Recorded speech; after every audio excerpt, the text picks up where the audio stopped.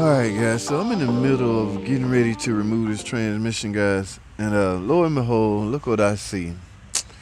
Oh my goodness, man, why does this stuff always happen to me? Do y'all see this?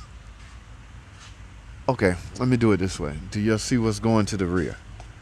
Ladies and gentlemen, this is a drive shaft, right? Now mind you, this is a front wheel drive car, alright, equipped with a transaxle.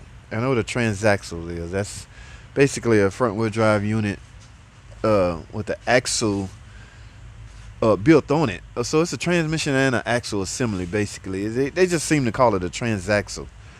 Well, for some reason, car makers decided, hey, let's do this, guys. Let's try this. Let's make this little bitty small SUV car four-wheel drive, or technically all-wheel drive. All right, so here's the piece of equipment they came up with. A PTU. Basically, it's called a PTU. They installed a PTU. From that PTU, you can transmit torque or power from the front wheel drive transmission to the rear, and in essence, make it a all-wheel drive car. Guys, don't get me wrong. There's some advantage to an all-wheel drive car. Don't get me wrong at all. It's just from a mechanical standpoint, working on it. Oh my God, mechanics hate it. Mechanics hate it when a problem arises. Okay, now I don't have to do anything back here. Look, there's a leak back here. What is going on? All right, I don't have to do anything about here, but I will, however, because the transmission has to come out. This is what I'm getting ready to replace the transmission. Y'all seen the video? I hope it's up by now. I was talking about transmission in general, front wheel drive. Should you overhaul it or replace it? If you haven't seen it, watch it with my finger right here. But for the record, I'm now in the process of replacing it, and lo and behold, I'm down here crying, guys. Why me? So what has to happen to clear this? I've seen other guys do it. I'm no big fan of it, but to make it quicker, I would have to basically drop the whole frame, the whole cradle. Drop the whole freaking cradle, guys. I have a video out where I was watch this video right here. Hope I can find it and card it in time. But I walked over to another guy's stall. He had the whole cradle out just to remove the transmission. So I'm assuming that's what I'm gonna have to do. I mean, I was ready to bang this out, guys. You talk about, I had my tools set up. I had it all figured out. I'm gonna get here 9 o'clock in the morning. Bzz, bzz, bzz, bzz. By 12, I'll be done. I get in here. Lo and behold, it's a no-go. What's that? Alright guys, so y'all can get a sense of why I'm replacing this transmission. Look at this. Y'all see how dirty? You can't smell it. Oh, it smells burnt, guys. This transmission severely overheated.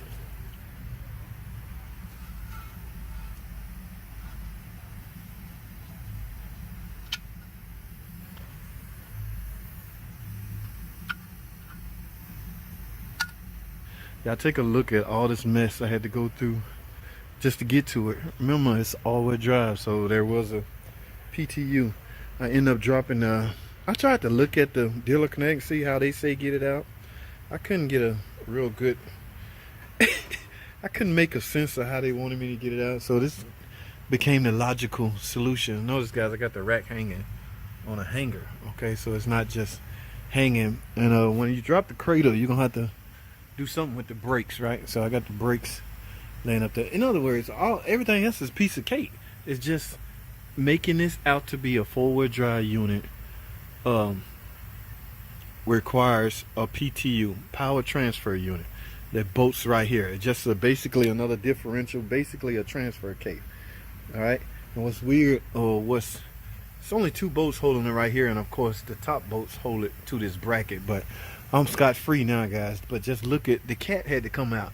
Do you know how much of a pain it was to get this cat converter out? Oh, you guys don't feel my pain.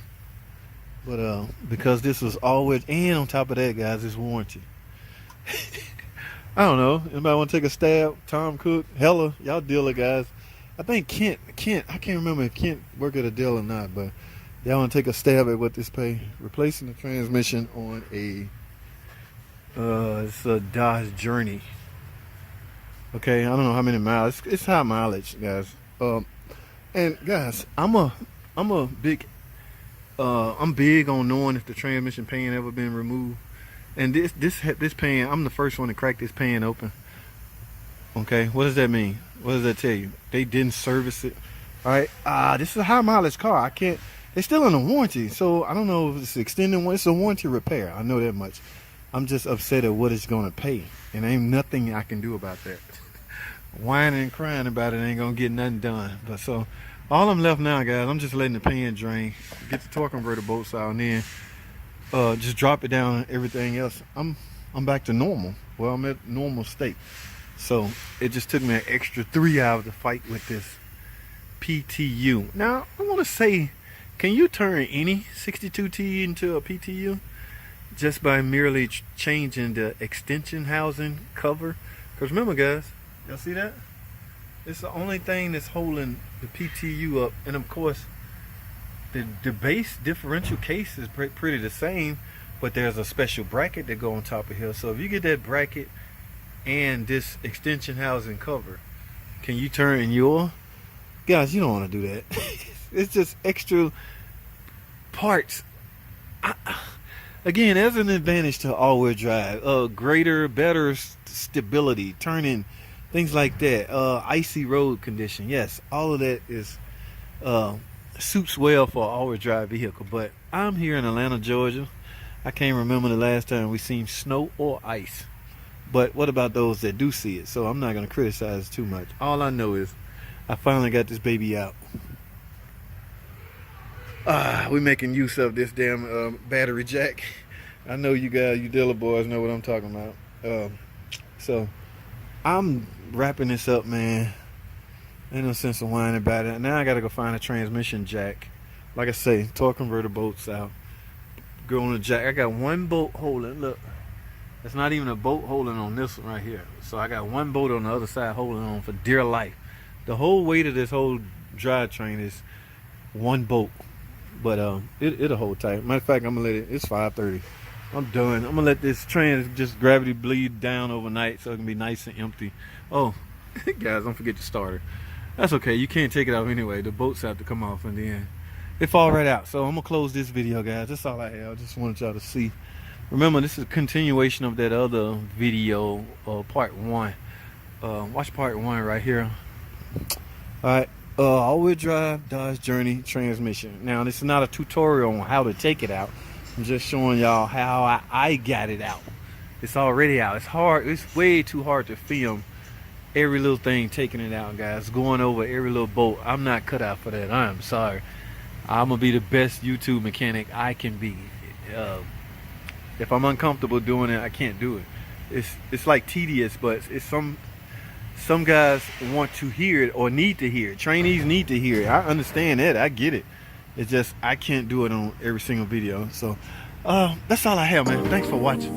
Comment. Oh, y'all know he got the 300 running, guy. He got the engine in. My man, my dude is quick. Comment, subscribe. I'll see y'all in the next video.